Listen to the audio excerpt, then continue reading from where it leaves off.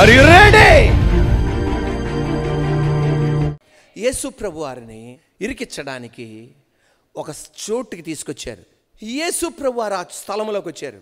ఆ స్థలంలోనికి రాగానే యేసు ప్రభు వారు అక్కడ ఉన్నారని శాస్త్రులు, పరిసయ్యులు, సద్దుకలు తెలుసుకొని యేసుని ఇరికించాలి. ఎలా ఇరికించాలి? ఈయన్ని ఇరికించాలంటే మామూలు కాదురా అని చెప్పేసి వ్యభిచారములో పట్టబడిన స్త్రీని యేసు దగ్గర తీసుకొచ్చారు. తీసుకొచ్చి ఏమన్నా ధర్మశాస్త్రం చెప్తుంది, ఇలాంటి పాపం చేసిన వాళ్ళని ఏం చేయాలి? రాళ్లతో కొట్టాలి. పరిసయ్యులు అన్నారు, ఇలాంటి పాపం చేసిన వాళ్ళని దేనితో కొట్టాలి? రాళ్ళతో. మళ్ళా ధర్మశాస్త్రం చూపెట్టి అన్నారు సద్దుకయ్యులు, ఇలాంటి పాపం చేసిన వాళ్ళని దేనితో కొట్టాలి? రాళ్ళతో కొట్టాలి. అక్కడ ఉన్న మత పెద్దలు ఏమన్నారంటే ఇలాంటి పాపం చేసిన వాళ్ళని ధర్మశాస్త్రం చెప్తుంది రాళ్ళతో కొట్టాలని. ప్రధాన యాజకులు ఏం చెప్తున్నారంటే ఇలాంటి పాపం చేసిన వాళ్ళు దేనితో కొట్టాలి? రాళ్ళతో కొట్టాలి. ఏంటిదది? నాలెడ్జ్. వాళ్ళకి తెలిసిన తెలివితేటలు అదే, రాళ్ళతో కొట్టాలని. వెంటనే యేసయ్య ఈ బిడ్డని తప్పించాలి, యేసయ్య తప్పించాలి, యేసయ్య ఇరుకులను బయటికి రావాలి. వెంటనే ఏం కావాలి? ఇప్పుడు జ్ఞానం కావాలి. ఎలా? వెంటనే యేసయ్య అన్నాడు, మీలో పాపం లేని వాళ్ళు మొదట రాయండి. ఆయన మనిషిగా వచ్చినప్పుడు ఆయన తెలివితేటలు సంపాదించుకున్నాడు. ఆయనకి అక్కర్లా, కానీ మనకి మాదిరి చూపెడుతున్నాడు. కానీ అప్లై చేశాడు. అది వాస్తవమే, కానీ అప్లై చేశాడు. ఏంటిది? జ్ఞానం. ఇప్పుడు ఆమె అనాలి, ఆమెని తప్పించాడు, యేసయ్య తప్పింపబడ్డాడు. నువ్వు ఏ ఇరుకులో ఉన్నా నీ కుటుంబాన్ని తప్పిస్తావు, నువ్వు కూడా తప్పింపబడతావు. నీ కుటుంబాన్ని నిలబడతావు, నువ్వు నిలబడతావు. నీ బిడ్డల్ని నిలబెడతావు, నువ్వు కూడా నిలబడతావు. సొలొమోన్ దేవుని అడిగింది ఏంటి తెలుసా? నువ్వు డబ్బులు అడగల, శత్రువుల మీద విజయం అడగల, దేశాన్ని అడగల, బంగారం అడగల, వెండిని అడగల, జ్ఞానం అడిగావు. దీనితో పాటు నువ్వు అడగని దీర్ఘాయుసు ఇస్తున్నా, బంగారం ఇస్తున్నా, ఘనతనిస్తున్నా, వెండినిస్తున్నా, నీకేం కావాలో ఈ భూమి మీద బతకడానికి అన్నీ నేను ఎక్కిస్తున్నా. నీలాంటోడు నీ ముందలా ఉండడు, నీ తర్వాత ఉన్నాడు. ఈ రోజున సొలొమోన్ ఎలాగైతే గిబ్యోన్లో దేవుని ఎదుర్కొన్నాడో, ఈ రోజున మన మందిరంలో దేవుని ఎదుర్కొంటున్నావు. నువ్వు కూడా అడగాల్సిన నాకు జ్ఞానం కావాలయ్యా, ఈ కాంపిటీషన్ లోకల్ నాకు జ్ఞానం కావాలయ్యా, చదువుతున్న నాకు జ్ఞానం కావాలయ్యా, ఫ్రెండ్స్ ఎదుట నేను అవమానపడకూడదు, నాకు జ్ఞానం కావాలయ్యా, నిన్ను నేను మహిమపరచాలయ్యా, నాకు జ్ఞానం కావాలి. హల్లెలూయా. అందుకే యాకోబు రాసిన పత్రిక 1:5 అంటాడు, మీలో ఎవనికైనా జ్ఞానము కొదువుగా ఉన్న ఎడల నన్ను అడుగు, నేను ఎవరిని గద్దింపక ధారాళంగా ఇస్తా. అది చాలా ముఖ్యం. ఏంటిది? నేను ఎవరిని గద్దింపక ధారాళంగా. గడి చెప్పండి, బాగా సరిపోవాలి. ఏంటిది? మళ్ళా చెప్పండి. ధారాళంగా అంటే దానికి అర్థం ఏంటంటే, మన దేవుడు మనకి ఎప్పుడు ఇచ్చినా నిండి పొర్లేటట్టిస్తాడు. మన మనుషులు ఏంటిది? నంచుకోవడానికి ఇస్తారు. మన దేవుడు ఇస్తే నిండి పొర్లేడు. ఏమండి, మన భూమి ఎంత చిన్నదో చూడండి, సూర్యుడు ఎంత పెద్దవాడో చూడండి. భూమి ఎంత చిన్నది, సూర్యుడు ఎంత పెద్దదో చూడండి. ఈ చిన్న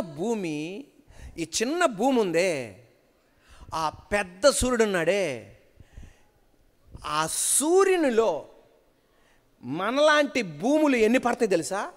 అంటే దానికి అర్థం, మీ సంచిలో 100 బంగాళదుంపలు ఎలా పడతాయో అర్థమైందా? Are you ready? దీన్నే ఏమంటారు? జ్ఞానం.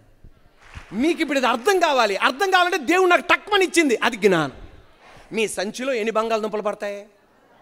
సూర్యుల్లో ఎన్ని భూములు పడతాయి తెలుసా? Are you ready? 10 లక్షల భూములు. సూర్యుల్లో మన సంచిలో 100 బంగాళదుంపలు ఎలా పడతాయో, సూర్యుల్లో 10 లక్షల భూములు పడతాయి. అంత పెద్ద భూమి. నా పాయింట్ ఇదే, ఇంత చిన్న భూమికి అంత పెద్ద వెలుగా ఆయన ఇచ్చేది ఎప్పుడు ధారాళంగా. 5 రొట్టెలు 2 చిన్న చేపలు ఆయన స్పర్శించాడంతే, పురుషులు తిన్నారు, స్త్రీలు తిన్నారు, పిల్లలు తిన్నారు. దాదాపు 50,000 మంది దాటిపోయారు. మళ్ళా 12 గంపలు మిగిల్చాడు. మన దేవుడు ఎవరు? ఈరోజు నీ ఇంట్లో నా దేవుడు ఆ చిన్న కుటుంబానికి దేవుడు పర్వతం లాంటి దీవెనలు నీకు ఇచ్చును గాక.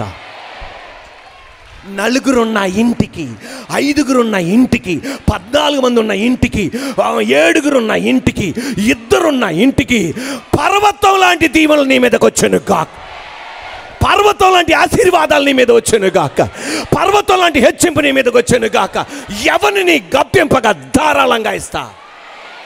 Knowledge tells us what to do, wisdom tells us how to do. తెలివితేటలు ఏమి చెయ్యాలో చెప్తుంది, జ్ఞానం ఎలా చెయ్యాలో చెప్తుంది. నువ్వు తెలివితేటలో ఒక వ్యాపారం పెట్టమని అది ఎవడన్నా పెడతాడు, కానీ ఎలా చెయ్యాలో జ్ఞానం చెప్తుంది. తెలివితేటలు చెప్తాయి. అమ్మ నాన్న అంటారు పెళ్లి చేసుకోరా, పెళ్లి చేసుకోరా, పెళ్లి చేసుకోరా. ఏంటిది అది? తెలివితేటలు. కానీ జ్ఞానం చెప్పేది ఎలా భార్యతో ఉండాలో, ఎలా భర్తతో ఉండాలో, ఎలా పిల్లలతో ఉండాలో. జ్ఞానవంతురాలు తన ఇల్లు కట్టును. ఈరోజు 2 చేతులు పైకెత్తి చెప్పండి, యేసయ్యా నాకు జ్ఞానం దయచేయ్యా. ఆ మాట గట్టిగా చెప్పండి. పిల్లలు అమ్మా నాన్నలు అడిగితే కుదరదు, ఎవడికి వాడే అడగాలి. ఇది నువ్వు తింటే నీ కడుపు నిండిద్ది, జ్ఞానం నీకు ప్రయోజనం. అందువల్ల గట్టిగా యేసయ్యని అడుగు, యేసయ్యా నాకు జ్ఞానం దయచేయ్యా. ఈరోజు ఇప్పుడే నాజరేయుడైన యేసయ్య నామములో వ్యాపారం చేస్తున్నావా? దేవునికి జ్ఞానం దయచేయాలి. Knowledge tells us what to do, but wisdom tells us how to do. తెలివితేటలు చెప్పేది ఏం చేయాలని, కానీ జ్ఞానం చెప్తుంది ఎలా చేయాలి, ఎలా వ్యాపారం చేయాలి, ఎలా కుటుంబాన్ని నిలబెట్టాలి. యేసయ్యా నాకు జ్ఞానం దయచేయ్యా. Are you ready? ఎవడన్నా చెప్తాడు అది పెట్టుకో అది చేయని. ఎలా చెయ్యాలి మనం తెలవట్లేదే. జ్ఞానం చేస్తుంది. ముందుకు సాగండి. ఏ జ్ఞానవంతుడు. బి వయసునందును. వయసునందంటే శరీరానికి సంబంధించి ఏ వయస్సులో ఏం చేయాలో అది చేశాడు. చదవవలసిన సమయంలో ఆయన చదివాడు. ఏసే చదవటం ఏంటండి? దేవుడు. ఏసే దేవుడు. అమ్మో ఆమెనలేదే. ఏసే దేవుడు మనిషిగా ఈ లోకానికి వచ్చాడు. నీకు నాకు మాదిరి చూపెడుతున్నాడు ఆయన. సమాజ మందిరానికి వెళ్ళాడు. ఆ కాలంలో సమాజ మందిరములో చదువుకున్న వాళ్ళే ప్రసంగం చేయడం కుదిరిద్ది, లేకపోతే కుదరదు. సమాజ మందిరములో ఆయన చదువుకున్నాడు గనుకనే ఆయన అక్కడ ప్రసంగం చేయగలిగాడు. ఏ వయస్సులో ఏం చేయాలో అది చేశాడు ఆయన. Balanced life. కొంతమంది ఉంటారు 24 గంటలు ప్రార్థన, ఇక చదువుకోను కూడా చదువుకోరు. కుదరదు అక్కడ. అటు ప్రార్థన ఉండాలి, ఇటు చదువు ఉండాలి, ఇటు కుటుంబం ఉండాలి, ఇటు చదువు ఉండాలి.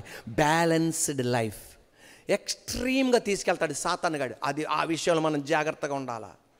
Are you ready? అది చాలా ముఖ్యం. Balanced life. ఒక తండ్రిని ఎలా గౌరవించాలో ఆ తండ్రిని ఎలా గౌరవించాడు, తల్లిని ఎలా గౌరవించాలో ఆ తల్లిని ఎలా గౌరవించాడు. ఒక స్త్రీ విషయంలో ఎలా జాగ్రత్తగా ఉండాలో ఆ స్త్రీ విషయంలో జాగ్రత్తగా ఉన్నాడు. పురుషుడి విషయంలో ఎలా ఉండాలో ఆ పురుషుడి విషయం జాగ్రత్తగా ఉన్నాడు. ఏమేం చేయాలో వయసునందును వర్ధిల్లుచుండెను. నిన్ను ద్వేషించేవారు ఎంతమంది అయినా సరే నీ శరీరాన్ని జాగ్రత్తగా ఉంచుకో. నీ కండ్లు, నీ ఒళ్ళు, నీ శరీరాన్ని జాగ్రత్తగా ఉంచుకో. నిన్ను ఎవడ టచ్ చేయలేడంతే. చదువుకున్న తమ్ముడు చెల్లి, అమ్మ నాన్న నీ మీద ఎన్నో ఆశలతో ఉన్నారు, ఎన్నో కలలతో ఉన్నారు. ఈ రోజున నీ ఒళ్ళు, నీ కళ్ళు, నీ శరీరాన్ని జాగ్రత్తగా ఉంచుకో. నిన్ను సమాజం పాయింట్అవుట్ చేయలేదు, నిన్ను దేవుడు హెచ్చించే విధానం చూస్తావు. ఇప్పుడు ఆమెననాలి. నిన్ను ద్వేషించేవారు ఆశ్చర్యపడేటట్లుగా నా దేవుడు నిన్ను హెచ్చిస్తాడంతే. కాలేజీకి వెళ్ళవలసిన టైంలో కాలేజీకి వెళ్ళాలి, పార్కుల చుట్టూ తిరగకూడదు. స్కూల్కి వెళ్ళవలసిన టైంలో స్కూల్కి వెళ్ళాలి, హోటల్ చుట్టూ తిరగకూడదు. ఏ వయసులో అది నువ్వు చేయాలి. ఆ లోకస్తులు చేసినట్లు నువ్వు చేయడానికి కుదరదు. నువ్వు ప్రత్యేకింపబడిన వాడివి, నువ్వు ప్రత్యేకింపబడిన దానివి. నీ ద్వారా నా దేవునికి ఒక ఉద్దేశం ఉంది గనక నువ్వు వారి పక్షానికి వెళ్ళకూడదు, వారే నీ పక్షానికి వెళ్ళాలి. నిన్ను ఎంతమంది ద్వేషిస్తున్నారు అనేది ముఖ్యం కాదు. Keep advancing. ముందుకు సాగుతూ ఉండు. ఎస్, ముందుకు సాగుతుండు. దేవుడు కార్యం చేస్తాడు. యేసు జ్ఞానమందును వయసునందును వర్ధిల్లుచుండెను. ఈరోజు వర్ధిల్లాలి నువ్వు. దేవుని ఆశ మార్గ మధ్యలో ఆగిపోకూడదు. నీతిమంతుడు ఖర్జూర వృక్షము వలె వర్ధిల్లుతుంటారు. నీతిమంతుడు సింహం వలె ధైర్యంగా ఉంటాడు. విజయము నుండి విజయములోనికి, ఘనత నుండి ఘనతలోనికి, మహిమ నుండి మహిమలోనికి వర్ధిల్లుతూనే ఉండాలి.